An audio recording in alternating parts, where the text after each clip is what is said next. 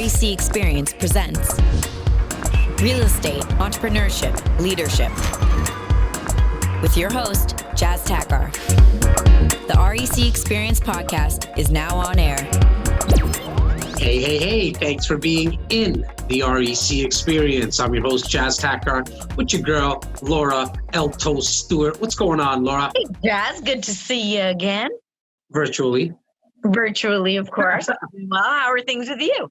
Good. Can't complain. We've been really busy here. We're almost a little over three and a half months removed from the date that the Prime Minister said we're going into lockdown. And I have to say that us all going on that media diet, that shutting out the noise. So for anybody who didn't hear last week's episode, do us a favor, go back to last week's episode. Just go to jazztakhar.ca /podcast, or just go to jazztakhar.ca. You'll see a bunch of links and stuff to get back to last week's episode, which was titled Shutting Out the Noise, how and why we shut out all that negativity from the news. And look, I mean, I know there's people that need to check the news for the weather and know what's happening, especially with the pandemic, so on and so forth. That doesn't mean you need to live in it. That doesn't mean that you need to solve it, right, Laura? Jazz, by you telling people this, you've now effectively given me a good excuse, because I wasn't a big news person anyway. And people would always say, no, you need to be in the know. And now, see, I was just simply shutting out the noise. All the time. Like, even, some people will ask me, well, how do you get all your information? Like, how do you get the news? Believe me, I'm in enough chat groups. I'm on social media, and I have, I still get to see people in and around the office. Someone will always filter it through. Well, that's just it. I mean, the news that's important, it will get to you. It will trickle down to you one way or another. Here at the office, we always have the CP24 just running on one of the TVs. I'll take a quick look. I get the information I need, and then I just keep it moving. And to be honest, I think that saved me a little bit, because at first, what was happening with this pandemic was just so crazy. I mean, I was glued to the TV for the first 2 days, but I could tell, after after watching this for a half an hour, and you just see everything everywhere, every country, all the economies tanking, all the jobs lost. I mean, all the people who were dying and getting sick, it was just so depressing. And so I think the best thing that we did was to just take a break, regroup with the four of us that we needed to regroup back together, and just do it the best that we could to try to pretend like none of this was happening. And I think it served us really, really well. In the last 35 to 40 days alone, a little over 53 of our clients went into contract. So huge kudos for all the clients that took advantage of compelling buying opportunities that always present themselves in the real estate market when everyone else is scared. Warren Buffett, one of the best investors of all time, always said that, and still says that, when everyone's greedy, be fearful, and when everyone's fearful, be greedy. And this was a time where the real estate market always, and if you look at it in a 10-year period, you'll see it go up and down, upwards. It's in that time when values, or when people are scared, is the time for you to look at compelling opportunities. And when values are higher, that's a time to refinance. And that doesn't mean being, completely dumb to what's going on in the world and naive to the market. Obviously, you need to know what's going on. But at the same time, I mean, what we found was, within the first 3 weeks, we didn't really know what was going on. So we didn't sell anything during that time. We kind of just took a breath, made sure that, of course, everyone within our REC family was okay. And then we also went out to all of our clients just to check in, just to make sure everyone was okay, see if they need anything. We didn't sell anything. We didn't push anything, because we needed to get some information. We needed to get the facts. But at the end of the day, the fundamentals still have not changed. We just don't have enough housing here in the Greater Toronto Area to support all of the people who live here and are moving here. And we're not building it fast enough. And that hasn't changed simply because of what's going on with COVID. And so I think after 3-4 weeks, our clients started to realize that themselves, and then they said, this actually might be an interesting time to make a move and buy something. And our clients, based on what we know now and having had gone into contract, I mean, they've already made some decent money on paper. So like you say, it goes up and down upwards. But right now things are looking up.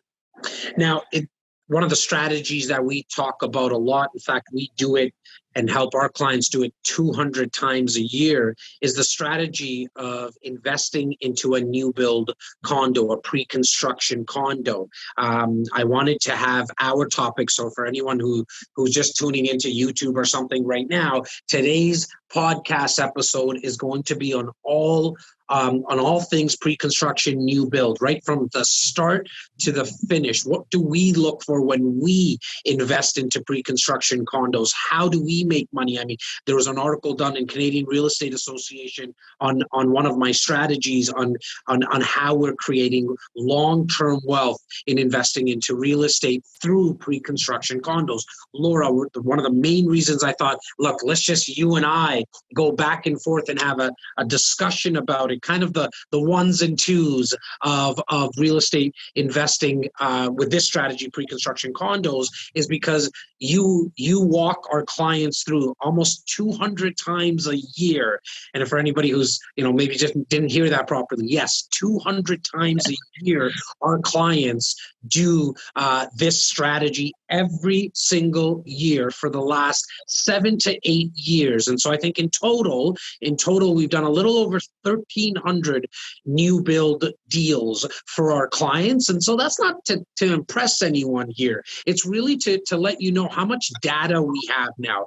We've seen hundreds and hundreds of people, okay, over 1,300 people make money, and now they're making millions of dollars. So today's podcast episode is on how you can create wealth, how you can make money with this specific strategy. And I think it's most important to mention, Laura, that there's probably about 60 to 70 projects. And we're going to talk specifically about kind of the greater Toronto area, because that's what our team covers. There's new builds and pre-construction condos all over the country. I can't really speak about, and I know REC here, we don't really speak about anything outside of that 50-mile, 75-kilometer radius of the greater Toronto area.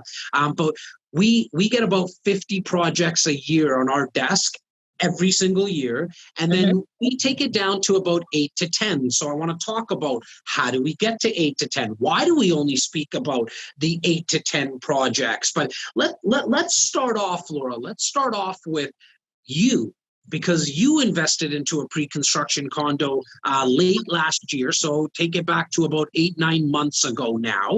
Yeah, September of last year. You invested into a pre-construction condo right about like a stone throw away from transit at the main and Danforth area of Toronto. So very close to Greektown for our out of province and out of country listeners. And it wasn't just in Greektown because we have a Greek guy always around with us. He kind of pushed me to. I mean, he influenced me a little bit. He did influence why we went into that area, why we started to look at it, because he grew up in that area. But what made you, why did you decide to get into a pre-construction condo? I mean, for me, it seemed like a no-brainer due to a couple factors. First of all, I'm very busy because Jazz keeps me very busy with all these 200 pre-construction condos that I'm helping people buy every single year. I honestly don't have a lot of free time. We work 6 days a week, long days. I mean, some weeks we work 7 days a week. We were just working this Sunday, for example. And so I don't have a lot of time to be dealing with tenants right now, to be all honest with you.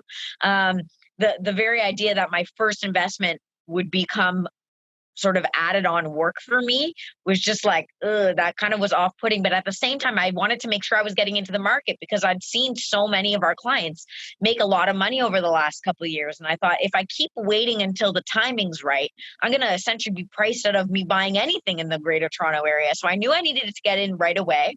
And also based on the fact that we're self-employed, sometimes it can be difficult to get 3 years of data in terms of getting a mortgage. And so with pre-construction, you don't need to get a mortgage until the project's built. And so those two pieces alone, I knew that this was the right opportunity for me. All I needed to do was pick a unit on paper, sign for it, and supply them with some deposit checks. and then really not worry about it. And I haven't even really thought about it, except for in these conversations when I'm sort of giving examples to people. I haven't thought about my investment since, and I know it's done well for me already. So it was as easy as can possibly be. If you're listening to this episode right now, you've probably wondered about all the cranes that are going up in our city, and wondered to yourself, like, who's buying all these condos? Who's going to be investing into them? And we always like to say that that's probably the wrong question to ask, because for a crane to go up in the sky, 80% of that specific building had to have already been sold. There had to have been deposits put down from purchasers, either who are going to live in the condo or who are going to be an investor and rent it out. Otherwise, that builder who put the crane in the sky, if 80% wasn't sold, they're not going to get their construction financing to start digging. And so it's always nice to see cranes in the sky, because we know that there's a lot of consumer confidence. Yeah. Now, you might ask yourself, why Greater Toronto Area? And we're going to kind of go jump back and forth. It's going to be a jazz and alto special here. We're going to go on. We do on the daily. So on and so forth, and talk about this strategy, because there's a lot to it. There's a right way to do it. And I've seen a lot of people make some major mistakes that's cost them thousands upon thousands of dollars. And we're going to try to help you and save you from hitting your head against the wall, because I've either hit my head against the wall so you don't have to, or I've seen other clients do it. And so you might ask yourself, like, why Greater Toronto Area? Look, I mean, we're biased. Laura, you're born and raised here. I'm born and raised here. Simo's came here when he was like 4 or 5 years old or something like that. And so we love the Greater Toronto Area because we're born and raised here. All of our but that doesn't mean we have a lot of people, investor clients, who are not born and raised here, and they still want to invest in the Greater Toronto Area as well. We have people from Vancouver, Calgary, PEI, like everywhere across the country, who want to invest in the Greater Toronto Area, because there's some fundamentals that exist here that don't necessarily exist in other markets around the country. Vancouver perhaps being an exception, but essentially in the Greater Toronto Area, like our industry, we don't rely on just one industry. So there's other places around the country where, they might be heavily focused on oil or certain other industries. We're here, I mean, we got the tech sector here. We don't like manufacture anything here, right? So tech sector, the film industry, banking, hospitals. The tech sector, really quickly, Laura, is actually outpacing Silicon Valley. So there's a reason that we like to look at it, right? Because when you're outpacing Silicon Valley, where they are essentially where all the tech startups are set up there, kind of, there's obviously Miami and San Francisco, but Toronto is becoming that place where people want to come to. The taxes for companies, the taxes are less than what they're paying in certain areas in the States, okay? But it's also, I mean, there's a report that just came out that the president in the States there is actually making it tougher. We refuse to say his name. Yeah. No political rants here, please, and thank you, Laura. But he's put pretty much a law in place that's made it a lot tougher for startups, tech companies to get offices in certain places in the States. Guess where they're going to start to look at? They're going to start to look at Canada and places within Canada. And when you think of Canada, you generally think of Toronto and Vancouver. But you were talking about, and I want you to go on about all the other kind of industries that we have here. Well, I mean, a lot of people come here just for the schools, right? We have a lot of universities here in the city of Toronto. A lot of hospitals, some of the world's best hospitals are located in this city. And so people come here for schooling, but then they never leave, right? And so you want to always kind of look at places when you're thinking about investing where you feel like there's going to be jobs. That's the most important, because people want to live near where they work, right? People aren't commuting, taking flights to work, so they want to be close. So you want to be in cities where there's enough jobs to support all of the buildings for people to live. And Toronto kind of checks the bucket on that. We also have a lot of transit around here. I mean, people who live in Toronto, we complain that the transit's not good enough, but we have a decent transit system here in the city of Toronto, and certainly getting better and better as the years go on. We have the new LRT that's just come into place, and the Up Express taking people from the airport all the way to downtown Toronto. So there's ways for people to get across the city to get to wherever they work. And that's where people want to be. And we're seeing millennials who are renting out, not that it's all millennials, but that's a big group of people that are, they're going to actually become buyers as well. We here at Royal LePage, the umbrella that REC is under, does extensive research when it comes to affordability and it comes to what millennials are thinking. There's tons of surveys. In fact, they're the national leader when it comes to surveying millennials and what their thought processes are on housing. And so what we're noticing is that millennials are going to be owning, and their dream is to still own, contrary to what a lot of people believe, that these millennials don't want to own homes. No, it's actually something that's on the forefront of their mind. But they also know that, okay, we're going to start out renting, kind of going to feel out where should we buy. And so what they like to do, and what we notice that because they're the tenants, and we see a lot of tenant applications, is that they want to rent close by transit because they're not even driving, right? We have part of our media squad consists of 20 to 30, 32-year-olds, and majority of them don't even have a car. Cars or driver's licenses. I was going to say majority of them don't have driver's license, let alone a car. But I think it's brilliant. I think it's brilliant on their part. Why? It's $1,000 a month, right? Car payment, insurance, gas, parking, maintenance of the vehicle, and so instead of putting that $1,000 towards a car, they're like, I'll do transit, and I get to, I can learn a lot while I'm commuting. Or we hear a lot of as well is like, look, I'm not going to transit, I'm not going to drive, I might ride my bike, but I just want to walk to work. I need that 30-minute walk to and from work because A, I'm going to get my exercise, but B, I'm going to be able to run all my errands, especially if you're living in like urban places. You're not going to be going to the grocery store, and myself and yourself, Laura, because we do live in the suburbs where you would probably do grocery shopping for 6-7 days of the week. Yeah, it's not like that. People, it's more what you think of like European style of living, right? Where people just get what they need for like the one meal. They'll pick up a baguette on the way home, and they'll pick up whatever they need on the way home, pick up the dry cleaning, and they kind of do that along the way. And so people tend to like that, a bit of a longer walk home. That's how, like you said, that's how they get their exercise and get everything that they need. Now, you spoke about, which is like very important, on why people are coming here. I want to quickly just touch on the actual numbers, because I know there's a lot of our statistics, like our friends who are very like stats driven. Some of them have that pinky ring on, which, yes, that means you're an engineer. I know you, and I know you accountants that are listening and watching as well. But we have close to 200,000 people coming into the Greater Toronto area year after year for the next 10 years. That's 200,000 people for the next 10 years. That's 1 million people that are forecasted to come into the country. Now, that's for the next 10 years. Even during this pandemic, obviously the borders are shut down, and that's something that we need to account for. But here's what I know. The government, the current government in place right now, has put into place to fast track visa applications, fast track immigration. Why? Because that's an easy way to the economy. To spur on the economy. Bring in immigrants, they're going to work, and then they're going to pay taxes, and that's going to keep that dollar moving.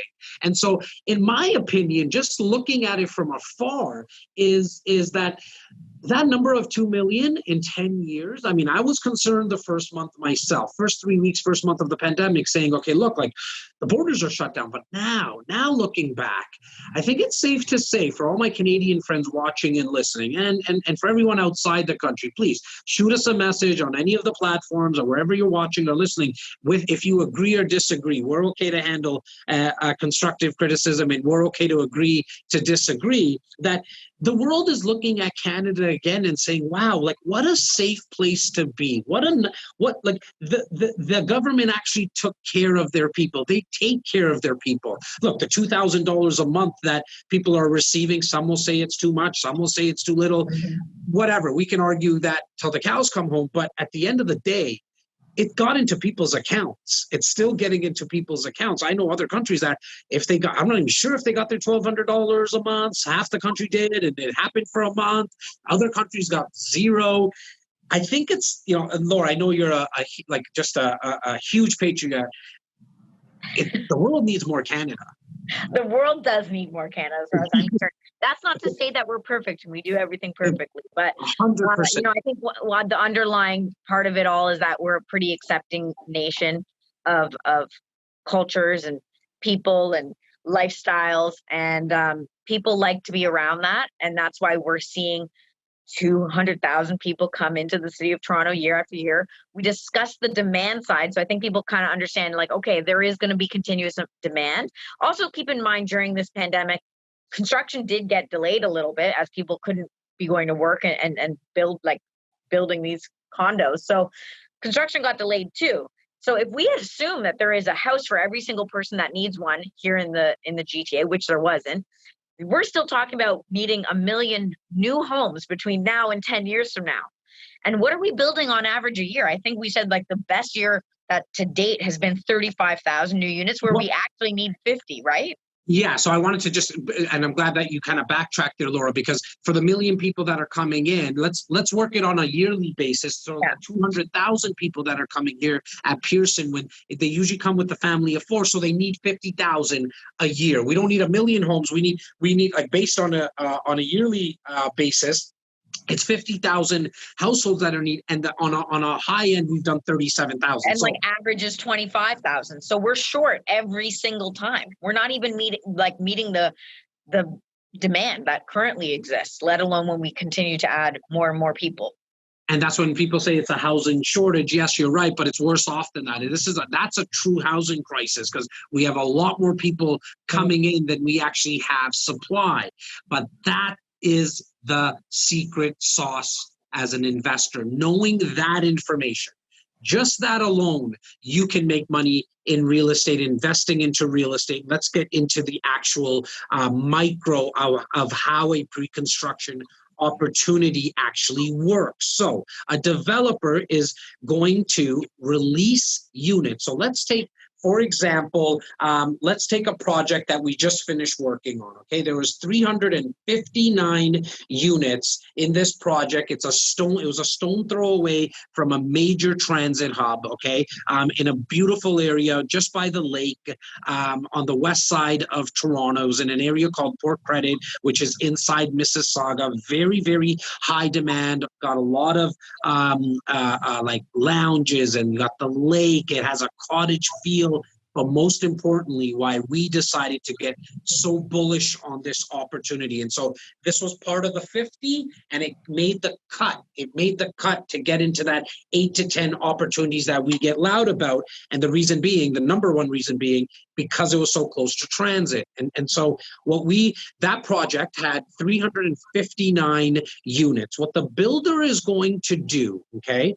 So going back one step, we know that the location checked off. The second thing we're going to look at is the builder. Do they have a good reputation? Have they done this? Have they done this before? We want to make sure it's not their first time at the rodeo.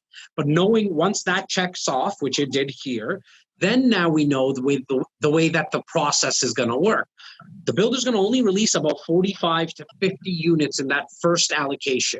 Okay, very important for everybody who's watching or listening to understand that, because if they released and sold all the units at the same time, there wouldn't be any time for price increases. And so knowing that the builder was going to release 45 to 50 units at a time, the best time to invest would be right at that first access of pricing, because that's going to essentially be the best layouts. It's also going to be the best pricing that these units are going to be offered. Now, jumping back to the 8-9 months ago where you bought, Laura, you obviously bought in that first access as pricing. What was the price of your unit? So I bought a 2-bedroom unit for $595,000. And that was not in this project. It was the one that I talked about in Union Danforth. Same thing. Stone throw away from another major transit hub. And so you bought at $599. What did you see happen in the next allocation based on the pricing that we got for the next set of allocations? Yeah. So the way we do it is a week later, like we put our clients in during that first week along with myself. And then a week later, the developer will say, okay, we're no longer selling most of all the units that we had, we sold, but then we'll get a new price list. So we'll get another list of units that we can sell. And if you just take the basic model, so if you compare my model to a new model that's on this price list, whether it's one floor above or one floor below, all of a sudden you'll see that the price is not the same. Now, usually there's changes in terms of like it's $1,000 to $3,000 more depending what floor you are on. But it was that first round, it was already $10,000 more in just 7 days. And then another week later, we got another price list and it went up another $15,000. So, because you can always compare the model numbers. And then obviously things went on hold for a bit. The developer sold at that price point for a little bit. And then within about 3 months, it went up another $10,000. So I think now, like you said, 9 months out, I probably on paper, have made between 45 and 50 grand. I think you've done a little bit even better than that, but I like to work with conservative numbers. So what Laura mentioned is very important, right?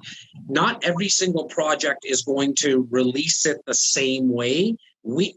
The way that you as an investor would win is I want you to get in touch with, well, really us. But at the end of the day, you don't need to do this. We're not the only firm in town. We're one of about 7 to 8 firms that do those type of numbers of 150 to 200 units per year. I just want to make sure that you're purchasing and investing with somebody who does 150 to 200 units a year, because I can tell you in the Greater Toronto Area, if you're not doing those kind of numbers, you're not getting that first access pricing. And you as Joe Public are listening, or Mary Public are listening, and you just saw something on social media or a sign go up, like a big A-frame sign for a condo project, then it's probably too late. The builder's already increased the price 2, 3, 4 times. And so my personal opinion to you is probably don't invest there, because the pricing has already increased too many times. Yeah, you've lost out on it. You really want to make sure as an investor you take the emotion out of it. Some people can get all ramped up and they're like, oh my God, the developer got 300 worksheets and they're only selling 50,000 units in this first launch, this first price point, and I didn't get in. Now they're coming out with a new one. Should I buy it now? And it's like, take the emotion out of it. There's going to be another pre-construction opportunity next week, next month, 3 months from now. The idea really is that you're purchasing right at that very first access pricing. That's the most important. And as an investor, you also, and taking the emotion out of it is bang on, Laura, because as an investor, you can't look at it from your perspective. Oh, I like this unit, honey, because of the granite countertops that they're going to give us, or I would never live in this unit. I think we hear that a lot. You're never going to live in it, so you don't even have to think about it. That's good that you're not going to live in it. We have to look at it from the perspective of who's going to be our customer, which definitely means that you probably don't get too emotional about the layout. Don't get too emotional about the view or what floor you're on, because like I said, developers will charge you more to be on the penthouse floor versus like a couple floors down, right? So we always suggest try to get on a low floor if you can. The tenant's not going to care. They're not looking at this as their long-term home. This isn't their dream home. They're essentially trying to save up money to buy their own condo. And so they're just really trying to look for an affordable unit to rent. And if you're trying to, get some positive cash flow by covering all your expenses because you chose to be on the penthouse floor, I mean, the tenant's going to just choose to rent the exact same floor plan, but 8 floors down from you for cheaper, right? Well, we see investors purchase condos because it has a lake view, because that's what they would want to live in. But again, to what you said, if your rental income is not covering your expenses, it's not going to be the best type of buy, and you're not going to see the highest return. And so either going on a lower floor, I like to generally, this is my personal opinion, I like to get into kind of the middle of the building if I can, because then we get to cast a bigger net for tenants, because we hear it all the time, Laura, when we're putting tenants into places where they don't really ask about the square footage, right? They ask about what floor is it on, and some would say that I don't want to be on a high floor because I'm scared of heights and I don't like the waiting for the elevators. Or some would say I don't want to be on a lower floor because it's too low and I do like walking up and down the stairs. That's how I get my exercise. So if we can, because we can't make everyone happy, if we can kind of stay in and around that middle of the building, I think you just cast a bigger net. Now, I want to go back on how the money's made. So when if you are able to, and the only right way to do it, and the right way to do it when you're investing into a pre-construction condo is buying at the first access, because we know the next set of allocation that the builder's going to come out with, they're going to increase it. What I've seen on average for the last 8 years is from that first access pricing just to the next allocation, the second stage of pricing, on average, we see about anything from about 18,500 to about 21,500. So safe to say about 20 grand is what's made from the first to the second. Now, that also means like Laura's project was about 10 grand. We've also seen 30,000 and 32,000 price of increase in pricing. And again, that's made on paper, okay? But it's nice to know that your investment, your portfolio is growing, okay, right from like within a 7 to 10 day period. You're going to see an increase of anywhere from, say, in all honesty, for most of our clients, before they're even finished their 10-day due diligence period, which you automatically get when you purchase a pre-construction condo, you get a 10-day due diligence period. You make sure that the lawyer reviews your agreement with you. You make sure it makes sense from a financial perspective for you. Within that time frame, usually the price goes up. So it's always a lot of fun for me because I get to tell everyone the good news that on paper they've already made $20,000, and all they did was sign some paperwork and sign some checks. And so that's always fun to see when you start to see the prices increase over time. And we'll dive into exactly what the lawyer's looking for and what we're making sure that we're the I's that we're dotting and the T's that we're crossing. We're going to get into that shortly. But I want to continue to talk about why this type of investment is something that I personally like to do once every year if I can, if not once every 2 years for sure. The other big reason is, and you spoke about it earlier, Laura, is the 20% down as an investor. You're going to put that down as installments. Mm-hmm. Okay, so it's generally 5% within the first year, 5% within the second year, and then the 5% within the third and fourth year, or sometimes it's 10% within the first 2 years, and then the final 10% within the last 3 years. So it's always kind of different, but it's installments. You don't have to put down the full 20%. Well, that's another reason. Yeah, I didn't mention that. That was what was great for me. Obviously, not needing the mortgage for 4 years was ideal. But for me, I mean, I knew we always kind of say rule of thumb is try to have the first 10% of deposits like sitting in your account. Just makes you feel a little bit more comfortable knowing like, okay, if everything were being cashed today, the first 10%, I'd have it covered. But then what this gives you time is to save for that last 10%. Because now we have 3-4 years where we can save the money for the rest of the down payment. And that's why I like it as a first time investment. Sorry? I was going to say, Laura, sorry. I was going to say that's why I like it as for somebody to get into as a first time investment, because it becomes a forced savings plan. Yeah. Yeah, because now I know. I mean, I put the dates in my calendar when I know my next deposits are coming out, and I have no choice but to save for it accordingly. And if I was purchasing an actual resale unit now, like condo or house or duplex or whatever, an investment property, I would need the full 20% now. So this allowed me to get into the market without needing that full 20%. So that's the beauty of it. It's great for first-time investors for sure. Or anyone, really.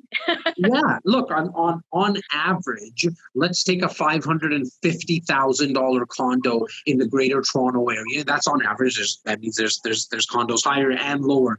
Your total down payment is going to be $110,000. That's 20% of the $550,000 condo. But it's nice again because it's broken up. You don't have to come up with all that money right away. And so if you're thinking, you mentioned the 10%. That's kind of the rule of thumb that we like to look at. Like, do you have that in savings right now? Because then I think you're qualified to do this. We never want to get into an investment, let alone put one of our clients into an investment that's going to be stressful. Like, what are we doing this for? Like, you know what I mean? Like this should relieve stress. This should be a way of creating wealth for the long term, not adding to the stress of life, right? And so if you have that 10%, you're looking at $55,000. Even that $55,000 is not going to be payable right away. It's going to be 5% now and then 5% in a year from now.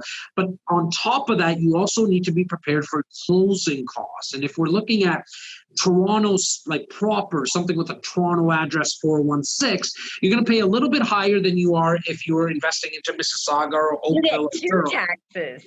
Welcome to Ontario tax and the welcome to Toronto tax, both land transfer taxes. I like to kind of peg it at about $25,000 you need extra, but that's due on closing when the building actually gets built, plus an extra 6 months, because there's 2 stages to a closing. So your closing costs are going to be, all in all, you're going to be looking at an extra $20,000 to $25,000 on average, which is inclusive of both land transfer taxes, your lawyer's fees, and development charges. The city where this condo is going to be built, they charge the builder per unit, per dwelling that's being built. That gets placed to the purchaser or the investor. All in, you're looking at $20,000 to $25,000 at closing. But let's talk about the 2 closings, Laura. Let's talk about occupancy and registration. Yeah, so the 2 dates, first and foremost, occupancy is the first date you need to consider. That's the date usually advertised by the builder. So right now, most units that we're selling, or most projects that we're selling, we're looking at 2023, 2024. That's occupancy. At that time, you're not actually getting title to your unit. Okay, you get the keys to the unit, but you're not technically they're not technically transferring title. We also don't need a mortgage at this time. At this time, however, you will be paying what's called an occupancy fee, which is made up mostly of your property taxes and your maintenance fees, as well as a small portion of the interest that the developer is paying for your unit. So all in all, the expenses during this time are substantially less than they'll be when you actually close, because you're not paying a mortgage at this time. So the closing won't happen for another, I'm going to say 6 to 8 months on average from this occupancy period. Okay. So when we talk about this $25,000, this is happening 6 to 8 months after that occupancy date. So when people are considering, this project's going to be finished in 2023, that's not actually when you're going to be paying these things. We're not looking about 2020 till 2024. And then also keep in mind, we see it all the time. We have yet to see a building actually completed by the date that they say that they're advertising. So there's always delays.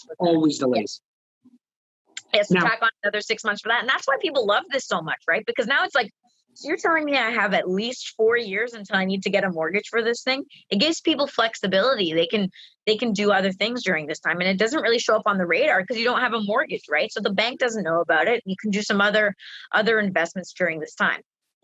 Now, when the other nice thing is that when it's closing 4 years down the road, not only can you do other investments, but you've also seen extra appreciation. So even if it was supposed to be in 3 years, but it's done in a year, you just increased the value of the property by another year. On average, even just for the last 5 years, we have seen a 10% year over year increase. Okay. And so that's 10% year over year. So if you bought a condo on average at $550,000, if you bought it 5 years ago, it increased in value by $55,000 every single year. It's actually a little bit higher than $55,000 because it's compounding, but let's just for round numbers and make things easier, it's $55,000 every single year over year. So and as Laura mentioned, all you did was you picked a floor plan, you got in that first access, and then you wrote your deposit checks as down payment. Yeah, so you didn't have to worry about the tenants or the toilets yet. Not yet. Okay. And here at REC, we do offer incentives to all of our clients. If you're an REC Insider podcast listener, Nightcapper, that means, and that's my shameless plug for Nightcap with Jazz live on Instagram every Monday to Friday at 9 p.m. Eastern. If you're not hooked up with me on the gram, get to me. It's Jazz Takhar. It's at Jazz Takhar 13, number 13, because it's my lucky number. So now we've spoke about the lease during occupancy, the difference in closings. We spoke about how the money's made because the builder is going to increase the pricing in allocations. Okay. Now I also want to touch on the HST because that's part of the closing cost. There's that $20,000 to $25,000 that you pay, but on top of that, on closing, like Laura mentioned, 6 months after occupancy, so the second closing on registration, there's HST. Laura, touch on the HST. Yeah, so if you're an end user for a pre-construction unit, it's you're not actually paying HST. It's assumed that it's part of the purchase price. As an investor, however, you will be paying HST on closing. It's not a percentage. It doesn't work out to be 13% of the purchase price or anything like that. You essentially, given the purchase price, assuming most prices here in the GTA are over $450,000, you can assume that you'll be paying $24,000 for HST on closing. But here's the great thing. Because we rented it out for you, REC rented this thing out for you on occupancy, which was that 6 months prior, you already have a 1-year lease agreement in place. So essentially on closing, the day you pay your HST, the very next day, you're going to submit a rebate application to the CRA. With that, you're going to include that 1-year lease agreement that you have in place, and you're going to show the CRA that you are in fact providing housing, at which point they end up rebating you the $24,000 minus like a couple admin fees for that. The reason they do that is because they're trying to curb people from parking their money.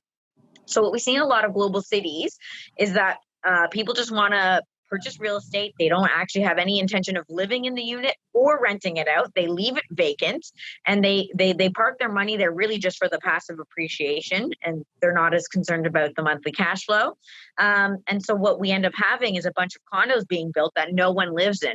And as Jazz mentioned before, we have a housing crisis in the city. And so this is how the government's trying to curb that. So if you don't have a 1-year lease agreement in place and you're not actually providing housing, you're not going to get that rebate back. So unfortunately, you do need that $24,000 on closing, but know in about 4 to 6 weeks, you're going to get that money back. Now, you mentioned something like cash flow, and this is where we'll kind of go back and forth and jump back and forth within this type of strategy. We hear it all the time, right? Well, you can't cash flow these properties. When it gets built, it's not going to cash flow. The rental income is not going to cover the expenses. I'm here to tell you that's just not the truth. It's not like we work these numbers day in, day out. It's what we do all day long. And so what you need to do is work the numbers properly though. So if we're buying something today, and at the time of this recording, it's 2020, okay, mid-2020. If we're looking at a project that's going to be closing 3 years from now, okay, so 2023, it's not safe to just look at, and it's not the right way, just to look at what the rents are at today. What you want to do is calculate and forecast conservatively though, okay? I'm not saying so for the last 3 years in the Greater Toronto Area, we've seen an increase on rents. So the last 3 years in the Greater Toronto Area, we've seen an increase on rents by 11% year over year. Let's cut that in half. You went quiet there. You muted on us for a second. What was the actual percent? 11% year over year. Okay, Laura? So 11% year over year increase on rents. Let's cut that in half and then cut it in half again.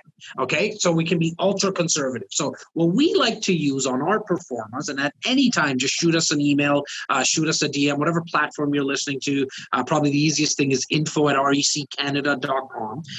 What we use on our performers, conservatively on rent, is 3% year over year. So we're taking today's rent. We're going to look at, if we're looking at this project as the example in Port Credit in Mississauga, what is the rent for a 1-bedroom? So we are seeing right now today, mid-2020, it's about $2,350, $2,400. Okay, call it $2,300 just for argument's sake. We're going to increase that $2,300 by 3% year over year, and then use that as the rental income. And what we've come to notice for over 1,000 units is that the rental income covered not only your mortgage payment, but also your maintenance fee, your property tax, as well as the insurance you pay. It's like $25 a month that you pay on insurance, just to make sure that if there's any type of floods on the unit above you, or your unit floods to the one below you, you're protected. The building also has insurance, but your unit needs to be insured as well. It covers all your expenses.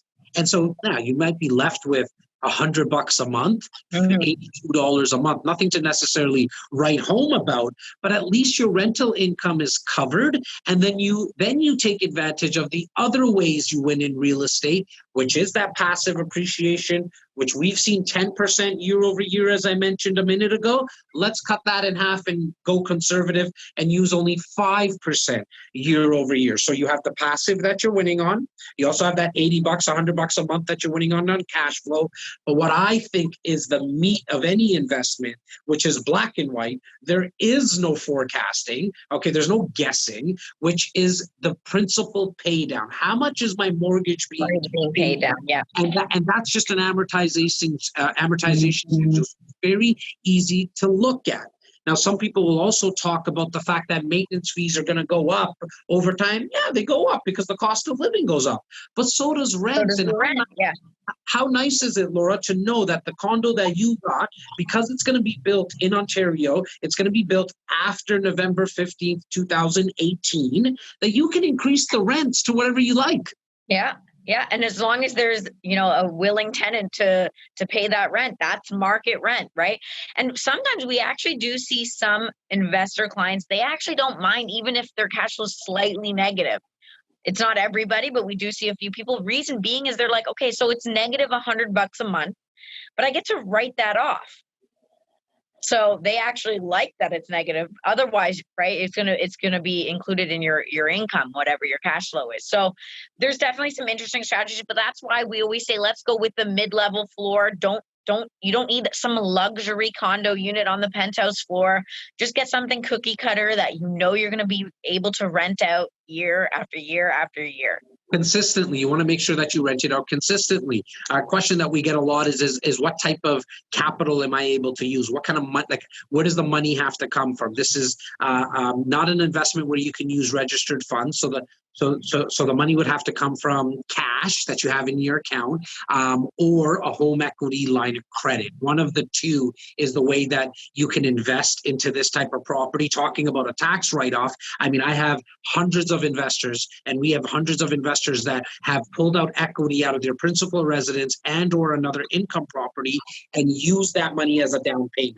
Okay. The nice thing about that is that then this deal becomes 100% financed, and you're using 100% of someone else's money, the banks, the lender's money. And even though you're paying interest on that home equity line of credit and not getting any return since you bought it and then until it gets actually built, you can write off that interest as well. So another tax advantage. One of the other reasons we love real estate, you get the passive, you get the principal pay down, the cash flow, and as well as tax advantages. And in Canada and Ontario, if you can get some extra cash, tax advantages and tax benefits, trust me, you want to be able to make use of those. Now, we spoke about the lease during we talked about the two closings, Laura, the occupancy and the registration, and an incentive, which is the third part of our due diligence. We have the location, check. Builder, check. The third thing we're looking for is all the incentives that need to be part of this contract. And this is all part and parcel of crossing those T's, dotting those I's. Laura, that's your specialty because that's what you help navigate our clients through and hold their hand through this process.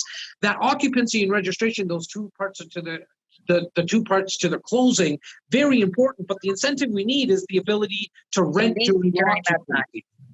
Yeah. So, not every developer for every project is going to give the same incentive. So you want to make sure that you have 3 incentives in place. The one that Jazz is talking about right now is the right to lease during occupancy or the right to rent during occupancy. So as I stated, you'll be paying an occupancy. So again, 3 years out, we're talking, say, November 2023, you're going to get the keys to your unit. And if you were an end user, great, you can move into the unit, pay your occupancy fee, and you have somewhere to live without paying the mortgage for a bit. Some developers do not allow you to rent to tenants during this time because technically they haven't given you title to the unit. The developer still owns it. So they don't want to be dealing with some tenant who they don't know who this is. They want to be dealing with you, the actual buyer. And so they won't allow you to rent during this time. Unfortunately, you're still paying the occupancy fee. And so you'll be negative cash flow substantially during those 6 to 8 months. Developers that we choose to work with, though, will allow you to rent or lease during this occupancy period. So they've essentially taken a period of time where you're going to be at the the worst case scenario, the most negative cash flow, and they've actually turned it into a very positive, because you're going to see the highest cash flow during this time. We don't put this on a performer or anything for our clients, because it like I said, it's only a 6 to 8 month period of time. But a lot of people don't mind if that period gets stretched out, because like I said, you're seeing the highest cash flow. You'll see a couple $100 during that time. And it's nice. You just save that and you put it towards your development charges or your other closing costs, right? Now, we also want to make sure that we have the ability to assign, the assignment clause, which gives the original purchaser an out in case financial hardship. It's kind of like a parachute or a security blanket, call it whatever you want. It just gives you the ability to sell the unit before it gets built if you're not able to close on it. In the last 4 or 5 years, what we've seen our clients do is take advantage of the significant price increases, because we've seen anywhere now, on average, we see about $125,000 increase from when our client bought it to when it got built. So we've seen somebody 3 years ago buy a condo, and right now, last month, they would have closed on it. We've seen an increase on average of $125,000. Now, somebody might say, I need that money, or I just want to take advantage of it. I want to sell it before it even closes, Jazz, so I don't have to pay those closing costs. Now, in our opinion, the real way to win in real estate and how you create massive wealth in real estate is by holding on to it, because you can refinance it later on. In fact, you can actually refinance it. We have 10, 12 clients of ours that do this on a regular basis, 2 times a year. They try to anyways, even more aggressive than myself, is that when they close on a condo, they go back to the lender 4 to 6 weeks later and refinance it based on the new value. So that $125,000 increase, that client is going to go back to the lender and say, I bought it for X. It's increased by Y, okay, by this much. Can you please refinance and let me pull out the equity? This way I have zero into this investment. And the return now is infinite. So that's one of the biggest reasons why I personally like this investment, aside from the fact that I don't have to get a mortgage, aside from the fact that I can put my down payment down in increments and in installments. I'm able to refinance the new profit. And I mean, essentially you have 3 exit strategies for this type of investment, right? You can close on it, like Jazz said, and you can pull out the equity or not. Obviously, you should try and pull out the equity and go buy another property and do it all over again. But if you can't, you have the right to assign. Okay, so you have the right to sell the paperwork essentially to a new buyer who can close on it. Or we can always get creative. We can start looking for joint venture partners. Sometimes you might find somebody, they have the ability to get the mortgage, you don't. So you give up some equity in your unit and you close under their name instead. And I love that last strategy, as well as doing it as a joint venture, right? Because most people only think about the 2, which is, can I sell it before?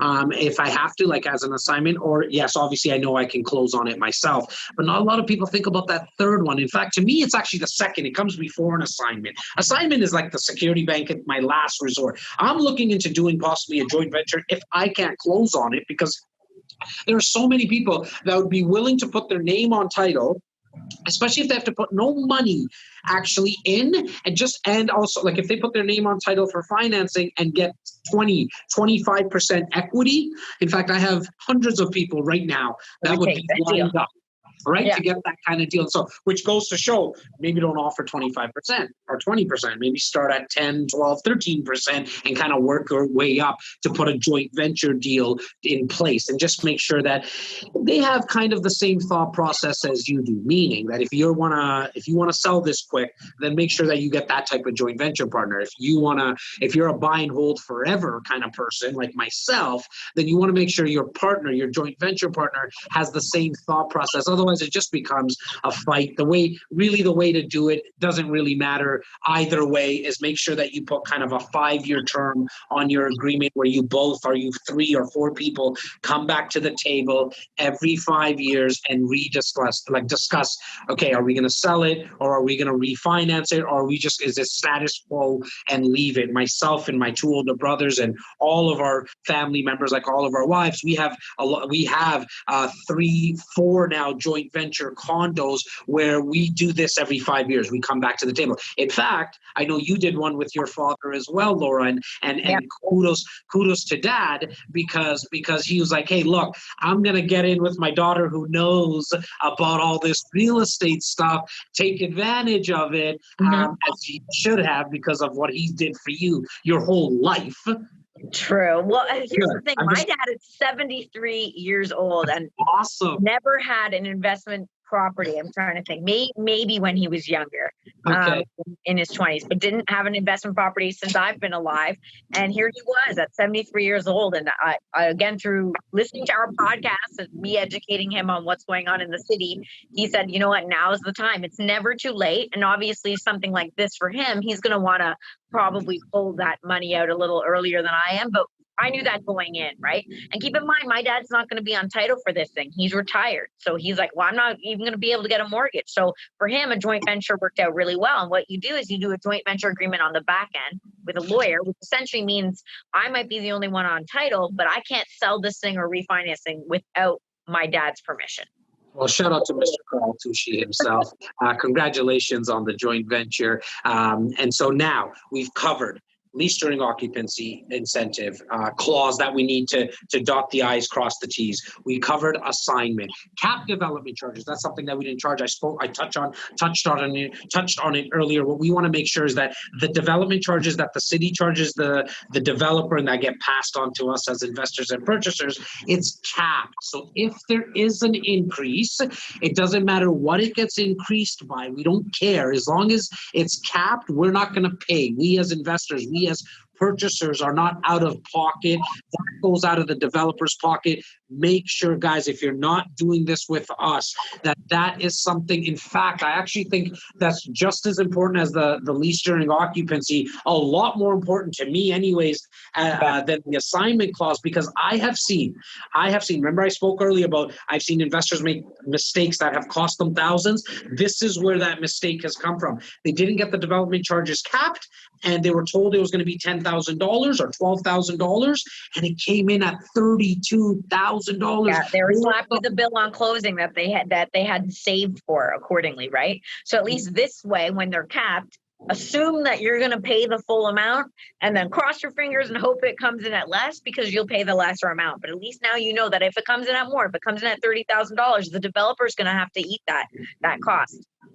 And that's all part of your closing costs. And so there's always a couple of additional costs when it comes to closing, nothing too significant. It's why I say budget the $20,000 to $25,000, because what's also included in that is the Terry on home warranty, which is about $1,000 plus HST. And we need that because that covers our unit for any deficiencies, and the builder is on the hook to get all those. And it could be something as small as a mark on a counter or a cabinet.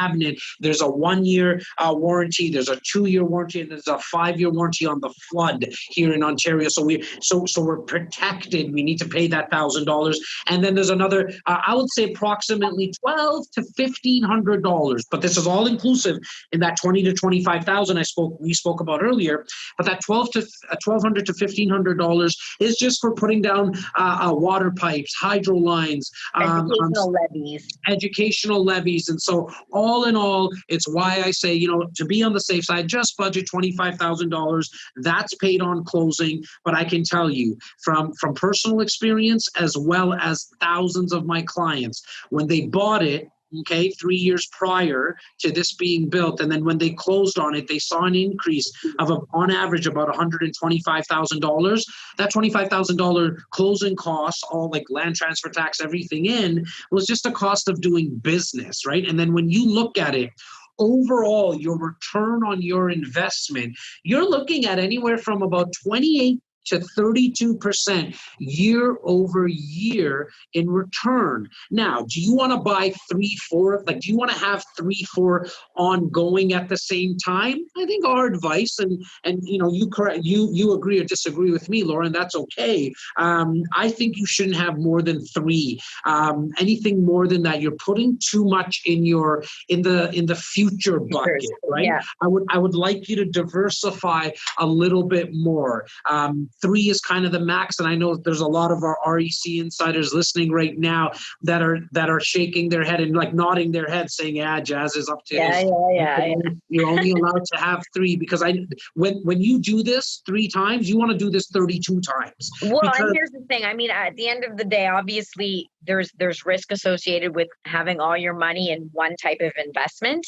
But at the same time, you have to remember, like, you might be able to afford the deposits, which is great, but you do eventually have to get mortgages for these things. So you want to keep that in mind.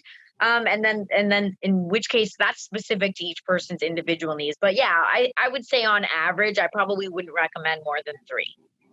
And look, you could do an assignment, obviously, and you don't have to close on it. But I think if you get into this type of investment with the only thought that you want to do an assignment, which means that you want to flip it before it gets sold, I need you to understand, and we need you to understand that what if the market doesn't perform exactly at the way that it needs to at that exact time that you can do an assignment, then you're on the hook. Yeah, there's really only like a 1-year period where you can do an assignment, okay? Because there's certain stipulations that have to be met. 90% of the units have to be sold. Construction has to have started. Sometimes it has to be above ground, the construction. And so there's really only a year period because it's between that time and occupancy where you're allowed to assign. And who knows, COVID happens and all of a sudden your unit didn't do as well as you had planned, but you have to sell because you can't get a mortgage at that time. So we always say, go into it with the intent that you're going to close and only use that assignment really if you have to get out. And like we said, you can also try then doing the joint ventures. Try and find a way to close. We kind of hovered over the actual like process, or maybe we did go into it. We have these conversations so often. I don't know if it was part of this conversation or ones we've had in the past, but essentially when you pick a unit, okay, and we're going to help you select a unit if you're an investor based on what we think is going to be the easiest to rent consistently over time, especially because if you do this with us, we're going to offer you an incentive that allows where we're going to give you a turnkey investment. We're going to rent it out for you for 2 years at no cost, and we're going to help you manage it for 2 years at no cost. There is no dealing with the tenants and toilets. It's a fully turnkey investment. Which means really, I was going to say it's a 5-year passive investing strategy, which is great. It's actually a very boring investment. You're going to forget that you own it, won't you? Right? It's like watching grass grow because for 3 years, it's being built. You put in your deposits. First 2 years after it gets built, we rent it out and we manage it. Okay. And so, but once we help you pick that unit, then you're going to, 95% of the time, what the developers do is use kind of like a DocuSign, which is an electronic signature platform. Did I say that right, Laura? Is that what these things are called? Yeah, sure. That okay, like e-signing document or something. Maybe that's the right term. You'll do e-signatures, and it happens very, very quickly, just to let everybody know. Once you've picked the unit, and you don't necessarily have a ton of time either, because keep in mind, we're first access pricing. This is when there's the greatest demand for the building, and the developer's only giving us a select number of units to sell at that first access pricing. So you got to get in there quick. You got to pick a unit. And again, we pick the units. We usually go and select units that we think will be good for investment. So don't worry too much on that. You really just have to consider, do I want a 1-bedroom or a 2-bedroom? Really, like what are you comfortable in paying in terms of your down payment and getting a mortgage for, obviously, in a couple of years. But that happens very, very quickly because within 24 hours, the documents are going to be sent to you for e-signing from the developer. And they only give you 24 hours to sign those documents. So you don't have an opportunity even to sit and read line by line because it's usually 40 pages on average. You're not going to be able to read line by line. So what I tend to do is I focus our buyers on a couple areas of the agreement that are really important. I show them where their incentives are. Sometimes it's buried within the agreement. Sometimes they put them in an amendment on the outside. Obviously, you want to make sure that the layout's the right layout that you selected, that your names are spelled correctly. And I'll point out things like the features and finishes page and the floor plan. But otherwise, we got to get that thing signed really, really quickly and back to the developer. You start your automatic 10-day due diligence period as soon as we get the agreement back from the developer, along with the condo docs. That's on top of the 40-page agreement of purchase and sale. You have another 150-page condo document that's coming your way. I don't expect you to read it, although some of our clients, they like to sit and read both of those documents during the... Nothing wrong with that. Nothing wrong with that, for sure. I love that. But do know that's why we have the lawyer review the documents for you. So I'll set you up with a lawyer. He'll review everything. I mean, that's what we pay lawyers the big bucks for anyway. So have them read that paperwork, and they understand it a lot better than we would anyway. Make sure that the incentives that were promised were in there. They'll go over the closing costs with you again, what your maintenance fees will be, whether or not the condo is going to allow pets, and a couple things like that. Really, they're going to pull out what they think is important from the documents. Keep in mind, when you're buying something in the province of Ontario, 99% of all these agreements are written the same. So whether you buy the project in Port Credit or you buy something downtown, really these agreements are all There's written. There's only four to five big law firms that are being used to draft these documents. And so you're right, they're all kind of lopsided in the builder's favor. But with that said, we want to make sure we have all those, as Laura mentioned, all those specific clauses in place. And don't think don't take it for granted just because you're doing a deal with somebody who's done this before. I need you to do this with somebody and a firm that has done this 100 times a year, because that's when you know there's enough data. That's when you know you're dealing with people that have experience. It doesn't need to be with us. We hope it is with us, but that's not what this podcast episode is about. It's really, truly to bring you enough education so A, you understand how this investment works, and B, you make sure that you're protected throughout the whole process. And I want to kind of go over just again what our clients, over 1,300 of our clients, have seen in terms of how they made money in this investment. They bought it 3 years ago. They're closing on it now. The values have increased by over $125,000 on average for these investments, and it was all based on putting down 5% year over year. You actually brought something up that it's still in my head right now, Lauren. I want to make sure that we quickly touch on it. You said 1 bedrooms or 2 bedrooms. We get that question a lot too. Like, hey, should we go 1 bedroom? Should we go 2 bedroom? This really is a preference thing. Is it chocolate or vanilla ice cream? I mean, there is some science to it, meaning that you'll see a higher return on your investment on a 2 bedroom because resale value is a little bit higher on a 2 bedroom, but not by a significant amount. We're talking by a couple of percent here or there. And so for me, I like to base it on what capital you have access to, because then whatever capital, that 10% Laura spoke about, because the other 10%, if you have it, great. If you're going to get it from a line of credit, great. Or if you're going to force yourself to save it, which is awesome, rather than spending it on cars and like silly stuff, right? Like that we're going to determine if you should go 1 bedroom or 2 bedroom, depending on what you have in capital. Do you want to add anything to that kind of? Yeah, I would say that if 2 bedrooms, like if you're priced out because you can't afford a 2 bedroom, then go with the 1 bedroom. That's a very, very good investment still. That's as cookie cutter as it gets. You'll get a single tenant that moves in, maybe a couple, depending on the size. I started with only 1 bedrooms, Laura, me, myself. You jumped into a 2 bedroom. Like you went all in, and I love it. And I'm sure a lot of it had to do with the fact that you saw us having a lot of experience with it. But me, I started creating my wealth with this investment strategy with all 1 bedrooms. I'm cheap and lazy when it comes to my investments. Yeah, and you also want to consider where you are purchasing. Obviously, we can help you with that. Like, what neighborhood are we in? Sometimes when you're in a neighborhood where you might be seeing more downsizers or right-sizers, where they're not going to necessarily be used to such little square footage, and so you might want to get that extra bedroom for that. Or if you're, say, in downtown Toronto and you're close to universities, you might be getting two students who are going to rent something together just to keep their costs down, right? So they might be more interested in a 2 bedroom. So it kind of depends on where you're buying. I also would suggest don't buy exclusively 1 bedrooms or don't buy exclusively 2 bedrooms. Try and have some variation in that as well. Now, last podcast, I kind of put you on the spot because I said you didn't expect me to ask you the question about leaving that 1 tip. So this time I'm going to start it off. Okay. First and foremost, if you have not yet signed up for my monthly newsletter, my personal monthly newsletter on all things entrepreneurship, real estate, and leadership. It's called the REAL, REEL, Real Estate Entrepreneurship and Leadership. I implore you and ask of you, please go sign up for that newsletter. It's jazztakhar.ca/real, REEL. It takes less than 7 seconds to do it.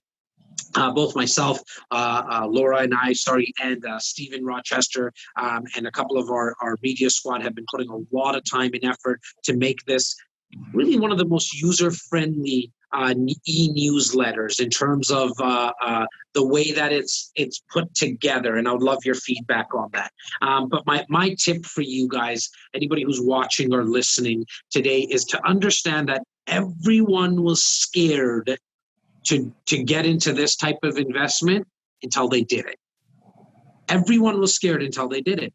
Why? Because the first time you do anything, it's scary. Now we have clients that have done this with us 3-4 times over, and the phone call goes something like this. Hey, Jazz. Hey, Laura. Hey, Seamos. Hey, Tyler. Can you just pick the unit for us? Because they say that because they did it. Now, we want you to understand, if you do choose to do this with us, we will hold your hand throughout the whole process. It's why we have Laura full-time. She's not only the co-host here on the podcast, but she's our Director of Sales and Marketing, and her primary job as a Director of Sales and Marketing is going through this process. That's why she does this 200 times. She's the only one who does it. She has staff under her as well, like Luke Leasing. We'd be remiss if we didn't mention how much he does through this process for you and helps us, Laura. But I want you to understand, if you're watching or listening, that we're going to hold your hand throughout the whole process. And that means right up into that day 10 to make sure this is the right investment. Because up until then, you're going to sign the agreement, give a $5,000 deposit check, but we can get out. You're not tied to anything. Yeah, as Laura mentioned, you're going to sign the contract very quickly, but we can still get you out within that 10 days. And so we want you to feel ultra comfortable throughout the process. So my tip for you is just to understand that everyone was scared till they do. Laura? I love that you put your tip in a plug. That was nice. I liked how you did that there. I have no idea. I don't even know what you're talking about. That was awesome, and I do love that newsletter. If you guys haven't subscribed to that yet, please do so. That one's a lot of fun for us to do. So we, like Jess said, we would love your feedback, because if you don't find it interesting, then we're gonna have to shuffle some things around. 100%. My tip, definitely, if you're a brand new investor, like we only spoke about pre-construction investing today. There's obviously other types of investment opportunities.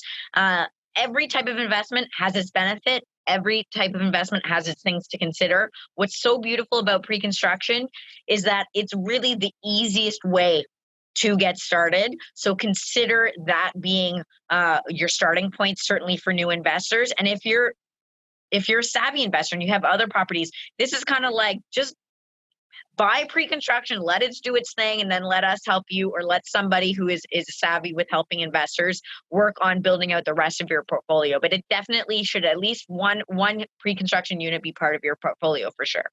You use the word considerations, and kind of like something that you need to consider when it does come to pre-construction is understanding that yes, a building could get canceled and it could not get built. That's really the only downside when it comes to this type of investment, that the building doesn't get built. It's why we need to make sure that we check that box of the builder's reputation. But even if it were to happen with a builder that has a fantastic reputation, they're not known for this, it's never happened to them before, understand that your deposits, those 5% every single year, is protected in trust at the lawyer's in the lawyer's trust account. It never even gets into the builder's hands. The builders never get your deposit. That money is held in trust by law with one of the 5 biggest law firms in the country. And so understand that your money's protected. You do get your money back. You do get your deposits back if for some reason it gets canceled. In the Greater Toronto area, we see like a handful, maybe every 2-3 years, that get canceled. It's very rare that a project here gets canceled, because for you to be a builder in the big city here in Toronto, you need to have some deep pockets or be backed by people who have deep pockets. And so cancellations are very, very rare, but they do happen. And I want you to understand that and be aware of it. Laura, what can I say other than thank you? Thank you for being just who you are and what you do. If you wear a lot of hats here, you are the original Crazy 8, because you're able to do so much for REC. Love you. Love everything you do, girl. You bet, Jazzy. Thank you for recognizing it for once.